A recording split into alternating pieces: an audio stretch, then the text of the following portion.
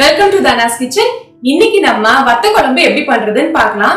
இந்த வத்த குழம்பு பாத்தீங்கன்னா நம்ம சேர்க்கிற வத்தலை பொறுத்து அதோட டேஸ்ட் அண்ட் ஃபிளேவர் ரெண்டுமே மாறும். ஃபார் எக்ஸாம்பிள் பாத்தீங்கன்னா சுண்ட வத்தல் சேர்க்கும் போது குழம்பு கொஞ்சம் கசப்பா இருக்கும், அதுக்கு கொஞ்சம் வெள்ளை சேர்த்துப்போம். அது மாதிரி இன்னைக்கு எனக்கு ரொம்ப பிடிச்ச ரெண்டு காம்பினேஷன், அதாவது கொத்தர வத்தலும் மிளகு தக்காளி வத்தல், இது ரெண்டையும் சேர்த்து வத்த குழம்பு செஞ்சு காமிக்க போறேன். இப்படி வத்த குழம்பு நீங்க நெக்ஸ்ட் டைம் செஞ்சு பாருங்க. இது ரெண்டோட காம்பினேஷன் அல்டிமேட்டா இருக்கும், உங்களுக்கு ரொம்ப பிடிக்கும். சரி வாங்க நம்ம வத்த குழம்பு எப்படி பண்றதுன்னு பார்க்கலாம். இந்த வத்த குழம்பு செய்கிறதுக்கு ஒரு அரை கப் அளவு நல்லெண்ணெயை வடச்சட்டியில் சேர்த்துக்கோங்க. அது சூடாகட்டும். அதுக்குள்ளே நம்ம எவ்வளோ புளி எடுத்துக்கணும் இந்த வத்த குழம்புக்குன்னு பார்க்கலாம். ஒரு 2 எலுமிச்சம்பழம் சைஸ் அளவுக்கு புளி எடுத்து 1 மணி நேரத்துக்கு முன்னாடியே ஊற வச்சுருக்கேன். நான் அதில் 1 கப் அளவு தண்ணி ஊற்றி ஊற வச்சுருக்கேன். இப்போ இதை நல்லா களைஞ்சு புளிச்சாறு எடுத்து வச்சுக்கலாம்.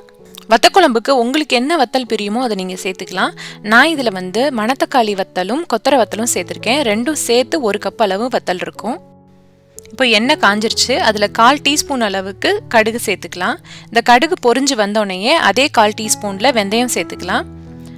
வெந்தயம் பொரிஞ்சோடனே 1/2 டீஸ்பூன் அளவுக்கு ஜீரகம் சேர்த்துக்கலாம். இப்போ இதில் 10லேருந்து 12 பல் அளவுக்கு பூண்டு பல் இதில் சேர்த்துக்க போகிறேன். பூண்டு பிடிக்காதவங்க இதை தவிர்த்துக்கலாம். எண்ணெயில் பூண்டை சேர்த்துக்கப்புறமா 1 நிமிஷம் வதக்கினா போதும், அதுலேயே பூண்டு நல்லா வெந்துடும். பூண்டு வெந்தக்கப்புறமா 1/2 கப் அளவு வெங்காயமும் 1 கொத்து கருவேப்பிலையும் இதில் சேர்த்துக்கோங்க. இந்த வெங்காயம் கருவேப்பிலை சேர்த்து 1 நிமிஷம் வதக்கினா போதும். ஓரளவுக்கு லைட் அந்த டிரான்ஸ்லூசன்ட்டாக ஆகும் பார்த்தீங்களா வெங்காயம், அந்த ஸ்டேஜில் நம்ம அடுத்து பச்சை மிளகா சேர்த்துக்கலாம். இந்த வத்த குழம்பு செய்யும் போது நீங்கள் பச்சை மிளகா சேர்க்கறதுக்கு பதிலாக ஆலப்பினோவோ இல்லை பஜ்ஜி மிளகாயோ கிடச்சிதுன்னா அதை சேர்த்து ஒரு தடவை ட்ரை பண்ணி பாருங்கள். ரொம்ப ஃப்ளேவர்ஃபுல்லாக இருக்கும் வத்த குழம்பு. இந்த மிளகா குழம்போட சேர்ந்து வெந்து வரும்போது டேஸ்ட் அல்டிமேட்டாக இருக்கும். இது ஒரு தடவை நீங்கள் ட்ரை பண்ணி பார்த்தீங்கன்னா அப்புறம் திருப்பி இந்த மிளகா தான் வத்த குழம்புக்கோ இல்லை புளி குழம்புக்கோ நீங்கள் யூஸ் பண்ணுவீங்க. இப்போது இந்த ஸ்டேஜில் கொஞ்சமாக உப்பு சேர்த்துக்கோங்க. உப்பு சேர்த்துட்டோன்னா எல்லாம் சீக்கிரம் ஃப்ரை ஆக ஆரம்பிச்சிடும். அது கொஞ்சம் ஃப்ரை ஆகட்டும். அதுக்குள்ளே அந்த புளியை கரைச்சி எடுத்துக்கலாம். இப்போ அடுப்பை நல்லா லோ ஹீட்டில் போட்டுட்டு புளி கரைச்சிக்கலாம். புளி பாருங்கள், புளியை நான் தனியாக கரைச்சி எடுத்துட்டேன். அதில் 1 கப் அளவு அரிசி கழுவுன கழனி தண்ணியும் எடுத்திருக்கேன். இந்த அரிசி தண்ணி சேர்க்கறதுனால குழம்புக்கு நல்ல திக்னஸும் கொடுக்கும், நல்ல ஃப்ளேவராகவும் இருக்கும். இப்போ அடுத்து நம்ம தக்காளி சேர்க்கணும். அந்த தக்காளி எப்போ சேர்க்கணும்னு பார்த்தீங்கன்னா நம்ம உள்ளே போட்ட பச்சை மிளகா நல்லா வெந்திருக்கணும். அந்த ஸ்டேஜில் நம்ம கட் பண்ணி வச்சுருக்கிற தக்காளி சேர்த்துக்கலாம். நான் அதில் 1/2 கப் அளவுக்கு தக்காளி சேர்த்துருக்கேன். தக்காளி நல்லா வெந்து வரட்டும். இப்போது பாருங்கள், தக்காளி நல்லா வெந்து அந்த தோலெல்லாம் கலண்டு வந்துருச்சு. இப்போ நம்ம இதில் வத்தலை சேர்த்து நல்லா வதக்கிடலாம். இப்போ அந்த குழம்பு செய்ய ஆரம்பிக்கும் போதே கிட்டத்தட்ட 1/2 கப் அளவு நல்லா நான் அதில் சேர்த்துருக்கேன் நான். அதனால் இந்த வத்தலை நீங்கள் தனியாக வறுத்து இதில் சேர்க்க தேவையில்லை. இதில் சேர்த்துருக்க எண்ணெயிலே நல்லா வதங்கி வந்துடும். இப்போ இதில் 3 டீஸ்பூன் அளவுக்கு சாம்பார் பொடியும் 1 டீஸ்பூன் அளவுக்கு வெறும் தனி மிளகா பொடியும் சேர்த்துக்க போகிறேன். இந்த தனி மிளகா பொடி நான் கலருக்காக தான் சேர்க்குறேன், உங்களுக்கு வேணான்னா அதை அவாய்ட் பண்ணிக்கலாம். அதோட 1/2 டீஸ்பூன் அளவுக்கு மஞ்சள் தூள் சேர்த்து நல்லா இதை வதக்கிக்கலாம்.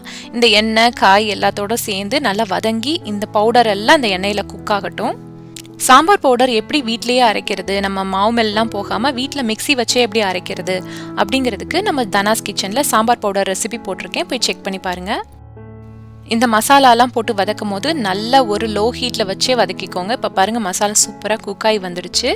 இப்போ இந்த ஸ்டேஜில் நம்ம கரைச்சி வச்சுருக்கிற புளி தண்ணி அண்டு அந்த கழனி தண்ணி, அரிசி கழுவுன தண்ணி இருக்கு இல்லையா, ரெண்டையும் சேர்த்து இதில் ஊற்றிடலாம். உங்களுக்கு இதில் அரிசி தண்ணி யூஸ் பண்ணுறதுக்கு இஷ்டம் இல்லைன்னா 4 கப் அளவுக்கு புளி தண்ணியாகவே யூஸ் பண்ணிக்கோங்க. இந்த புளி தண்ணி சேர்த்தக்கப்புறமா எல்லாம் ஒன்றா சேர்த்து கொதிச்சு வரட்டும். ஒரு 10 நிமிஷம் கொதிக்க விட்டுருங்க. இது ஒரு 10 நிமிஷம் கொதிச்சு ஒன்றா சேர்ந்து வந்தக்கப்புறம் தான் ஆக்சுவலாக உப்பு எவ்வளோ தேவைப்படுங்கிறதே நமக்கு தெரியும். இப்போ தேவையான அளவு உப்பு சேர்த்துட்டு நல்லா கொதிக்க விட்டுறலாம்.